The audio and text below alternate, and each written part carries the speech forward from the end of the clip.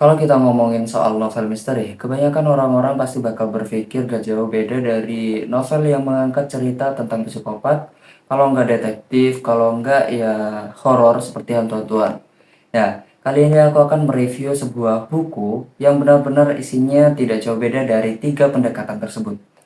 Judul buku tersebut adalah Teka-teki Rumah Aneh karya Uketsu.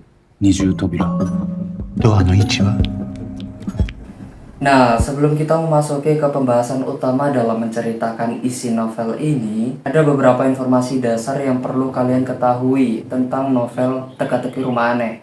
Jadi, Teka-teki Rumah Aneh merupakan sebuah novel mistis yang berasal dari Jepang dan ditulis oleh seorang penulis yang bernama Uketsu. Uketsu sendiri adalah seorang penulis yang terkenal akan gaya kepenulisannya yang unik, di mana dia menggabungkan gaya visual dengan karyanya.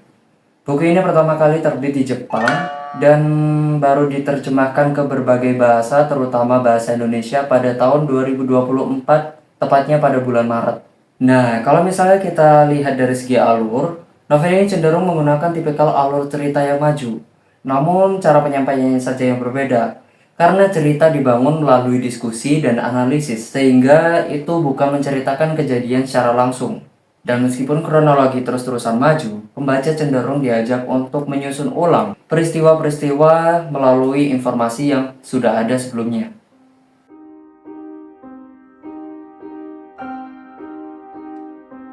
Ini cerita dimulai dari sebuah premis yang sangat sederhana, di mana seorang berniat untuk membeli sebuah rumah. Namun, ia melihat denah rumah tersebut dan ia merasakan ada sesuatu yang janggal di rumah itu.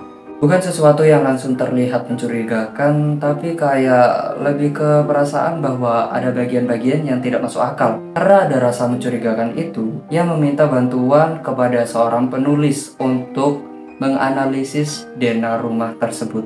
Dan dari sinilah cerita benar-benar dimulai. Alih-alih langsung menunjukkan kejadian aneh, buku ini malah membawa seolah-olah pembacanya masuk ke dalam proses berpikir para tokohnya. Mereka mulai memperhatikan detail-detail kecil dan terlihat ada ruangan yang tidak jelas fungsinya apa, ada jalur yang tidak perlu, ada posisi kamar yang seolah-olah tidak dirancang untuk kenyamanan, melainkan untuk sebuah tujuan tertentu. Di tahap awal, semua ini masih bisa dianggap sebagai desain yang tidak biasa ya kan. Semakin dalam dianalisis, semakin sulit untuk menganggapnya sebagai kebetulan yang biasa. Setiap kejanggalan mulai membentuk sebuah pola, dan disinilah kekuatan utama dari buku ini terlihat.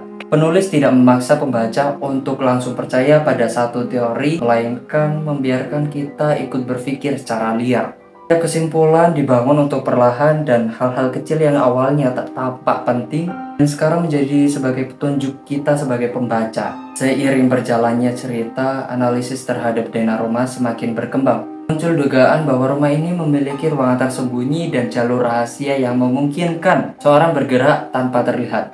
Dari sini suasana cerita mulai berubah. Yang awalnya hanya terasa aneh, kini mulai terasa mengkecam. Rumah itu tidak lagi terlihat sebagai tempat biasa, melainkan sebuah sistem yang dirancang untuk tujuan tertentu. Ketika informasi tentang penghuni rumah ini mulai terungkap, cerita menjadi semakin gelap. Pola tata letak rumah mulai dikaitkan dengan kemungkinan adanya kontrol terhadap salah satu anggota keluarga di dalamnya. Tanpa pernah memperlihatkan kejadian secara langsung, buku ini mengarahkan pembaca pada satu kesimpulan, bahwa rumah tersebut kemungkinan besar digunakan untuk menyembunyikan sesuatu yang serius, bahkan mengarah pada tindakan kriminal. Yang menariknya dari buku ini, semua ini tidak disampaikan melalui adegan dramatis atau deskripsi yang eksplisit.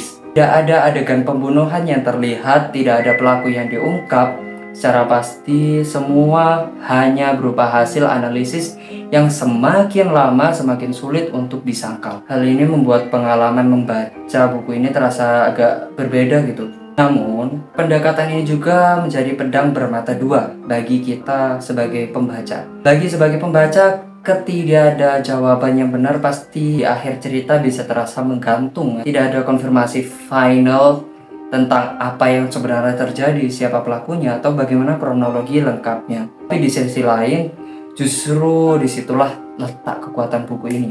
tidak memberikan jawaban yang mutlak. Penulis memberi ruang bagi pembaca untuk menyusun sendiri kesimpulan mereka. Dan ketika semua potongan itu akhirnya terhubung di kepala kita, dampaknya bisa terasa lebih kuat dibandingkan jika semuanya dijelaskan secara gamblang.